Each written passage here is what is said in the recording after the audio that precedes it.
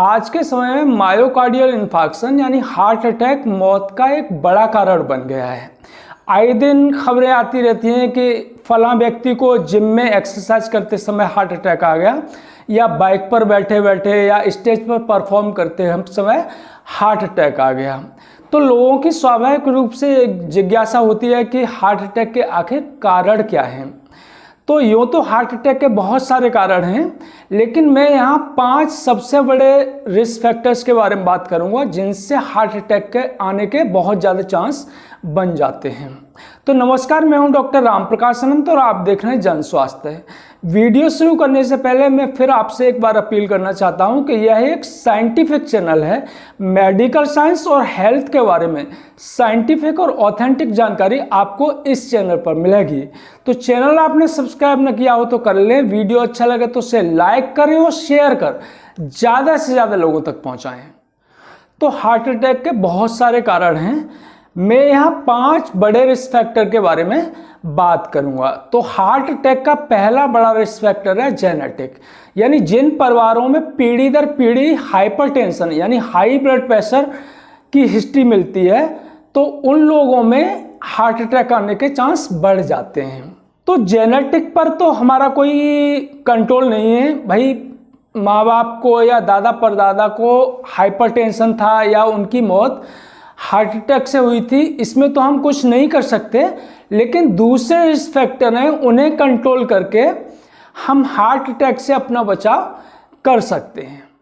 तो heart attack का दूसरा बड़ा रिस्क फैक्टर है हाइपरटेंशन यानी हाई ब्लड प्रेशर। तो जिन लोगों में पारिवारिक हिस्ट्री नहीं होती है हाइपरटेंशन की, उनको भी हाइपरटेंशन हो सकता है। जिनमें पारिवारिक हिस्ट्री मिलती है उनमें हाइपरटेंशन के ज़्यादा चांस होते हैं, लेकिन जिनमें पारिवारिक हिस्ट्री नहीं मिलती है उनमें भी हाइपरटेंशन हो सकता है। तो जिन लोगों का हाई ब्लड प्रेशर रहता है उन्हें टाइम से उसे डायग्नोस कराने की ज़रूरत है और प्रिवेंटिव मेजर अपनाने की ज़रूरत है। और अगर उनकी दवाएं चल रही हैं तो नियमित दवाएं लेकर के ब्लड प्रेशर को कंट्रोल रखने की ज़रूरत है। अदरवाइज उनका रिस्क फैक्टर बढ़ जाएगा, हार्ट अटैक आने के चांस बढ़ जाएंगे। हार्ट अटैक का तीसरा बड़ा रिस्क फैक्टर है मोटापा, ओबेसिटी। ओबेसिटी के अंदर शरीर के अंदर फैट जमा हो जाती है और फैट जमा होने से कोलेस्ट्रॉल की मात्रा शरीर में बढ़ जाती है। अगर कोलेस्ट्रॉल की मात्रा शरीर के अंदर ज़्यादा होगी तो बैड कोलेस्ट्रॉल है वो हमारी धमनियों के अंदर, आर्टरीज के अंदर प्लग बना देता है और इससे आर्टरीज की ब्लॉकेज शुरू हो जाती है और ब्लॉकेज होने के बाद हार्ट अटैक आने के चांस बढ़ जाते हैं। तो अपना बॉडी मास इंडेक्स हमेशा 25 के नीचे रखें और अपने रिस्क फैक्टर को कम करें। हार्ट अटैक का जो चौथा बड़ा रिस्क फैक्टर है वो है स्मोकिंग। स्मोकिंग हार्ट अटैक के लिए बड़ा रिस्क फैक्टर है। जो लोग स्मोकिंग करते हैं तो इससे जो आर्टरीज होती हैं उनमें स्टिफनेस आ जाती है, यानी कि वो कड़ी हो जाती है, जिससे हाइपरटेंशन डेवलप होता है और हाइपरटेंशन अपने आप में हार्ट अटैक के लिए एक रिस्क फैक्टर है। दूसरे, स्मोकिंग से आर्टरीज के अंदर प्लग बन जाते हैं और प्लग से ब्लॉकेज होती है और ब्लॉकेज से हार्ट अटैक के चांस बढ़ जाते हैं। तो जो लोग स्मोकिंग करते हैं उन्हें धीरे धीरे स्मोकिंग को कम करना होगा और अंततः स्मोकिंग को छोड़ना होगा, क्योंकि स्मोकिंग हार्ट अटैक के लिए एक बड़ा रिस्क फैक्टर है।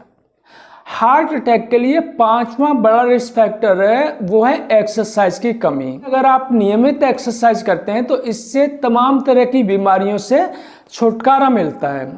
एक्सरसाइज न करना अपने आप में कई तरह के रिस्क फैक्टर को बढ़ा देता है। जैसे अगर आप फिजिकली एक्टिव नहीं हैं तो बॉडी वेट बढ़ेगा, बॉडी वेट बढ़ेगा तो मोटापा बढ़ेगा, मोटापा बढ़ेगा तो हार्ट अटैक के चांस बढ़ जाएंगे।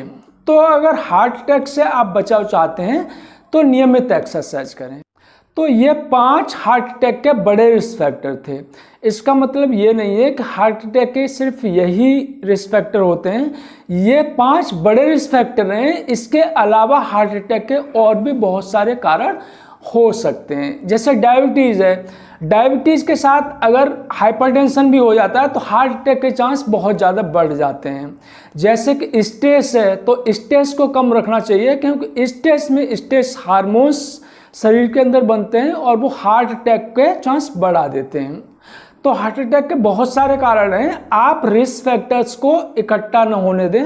अगर कोई रिस्क फैक्टर जुड़ा हुआ है, जैसे जेनेटिक रिस्क फैक्टर जुड़ा हुआ है, तो दूसरे रिस्क फैक्टर्स को आप उसके साथ कंबाइंड न होने दें। अगर वो दूसरे रिस्क फैक्टर उसके साथ जुड़ेंगे तो हार्ट अटैक के चांस बहुत ज़्यादा बढ़ जाएंगे। वीडियो अगर अच्छा लगा हो सके तो लाइक करें और शेयर कर ज़्यादा से ज़्यादा लोगों तक पहुँचाएं। धन्यवाद।